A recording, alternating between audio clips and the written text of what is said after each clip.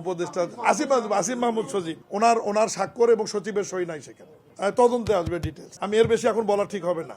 অহেতুক খামাখা পার্সোনালি একটা ব্যক্তিকে সুবিধা দেওয়ার জন্য এই প্রকল্পগুলি গ্রহণ করা হয়েছে কিনা এই বিষয়গুলো আমরা দেখব। যেমন এই যে আপনাদের নোটিশে আছে, যদিও এটা অপ্রাসঙ্গিক আমার বিষয় না, এই যে ডুল হাজারি যেটা কক্সবাজারে যে রেলপথ নির্মাণের জন্য 2000 নাকি ডুল হাজারি বলে 2000, এই যে রেলপথ নির্মাণের জন্য যে সেখানে 6 লক্ষ গাছ বৃক্ষ যে কর্তন করা হয়েছে, এটা শুধুমাত্র একজন সামরিক সচিব তার বাড়িতে যাতে রেলের শব্দ না যায় বা তার বাড়ি যেন সুবিধা পায় সেই জন্য রেল লাইনটা বাইপাস করে এই 6 লক্ষ গাছ নিধন করে ওখানে হাজার হাজার কোটি টাকা ব্যয় করে একটা রেলপথ করা হয়েছে। কিন্তু রাষ্ট্রের পয়সা, জনগণের পয়সা।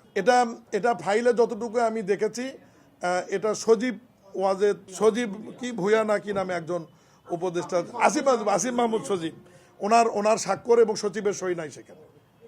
তদন্তে আসবে ডিটেলস। আমি এর বেশি এখন বলা ঠিক হবে না।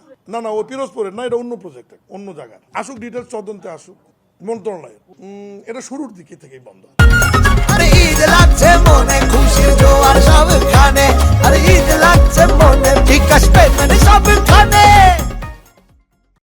যখন দুদক তদন্ত শুরু করেছে তো হাসান আরিফ সাহেবের সময় সম্ভবত এটা আমি যতটুকু বুঝেছি যে আসলে ডেভেলপমেন্ট ওয়ার্ক তো চিঠি দিয়ে বন্ধ রাখা যায় না।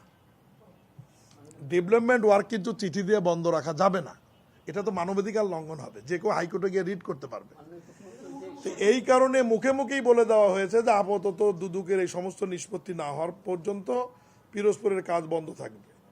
এটা যখন মাননীয় এমপি এবং মন্ত্রীরা প্রধানমন্ত্রীর নোটিশে এনেছেন সংসদে, তখন প্রধানমন্ত্রী আমাকে এবং মাননীয় মন্ত্রীকে বলেছে এবং আমার নেতৃত্বে একটা কমিটি করে দিয়েছে। আমরা 2-3 দফা এটা নিয়ে বসেছি, মিটিং করেছি এবং মাননীয় প্রধানমন্ত্রী ইতিমধ্যে একটা অনুশাসন জারি করেছেন যে আপনি নিজে সরজমিনে গিয়ে দুদকের তদন্তের বাইরে যে প্রকল্পগুলো আছে সেগুলো শুরু করার ব্যবস্থা নেওয়ার জন্য।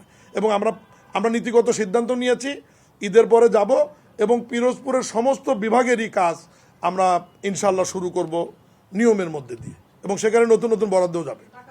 দিতে হবে, বুদ্ধি নেই। মানুষজন, জনগণের তো সরকারিটি। এলে তো দুদকের তদন্ত আসছে, ওর তোফাজ্জল সাহেবের নাম আসছে, মহারাজের নাম আসছে, এরপরে ওই এক্সেন 2 জন সাসপেন্ড হয়ে আছে তাদের নাম আসছে। এবং ইন্টারেস্টিং হচ্ছে যে জেলা হিসাবরক্ষণ কর্মকর্তা সরাসরি এর সাথে জড়িত। কারণ জেলা হিসাবরক্ষণ কর্মকর্তা যখন একজন ঠিকাদারকে চেক দেবে, সেখানে কিন্তু বিল, এমবি যেটা বলে, এমবি বিল, সমস্ত প্রসিডিওর ডকুমেন্ট, কাগজপত্র উনি কিন্তু অ্যাকাউন্ট নাম্বার সহ দেখে চেক দেওয়ার কথা। কিন্তু উনি চেকগুলো ইস্যু করার সময় দেখা গেছে শুধুমাত্র এক্সেন আর হিসাব রক্ষণের সই করে একটি মাত্র কাগজ এরকম গিয়েছে হিসাব রক্ষণ অফিসে, উনি ওটার উপরই চেক ইস্যু করে দিয়েছেন, বিল পেমেন্ট করে দিয়েছেন।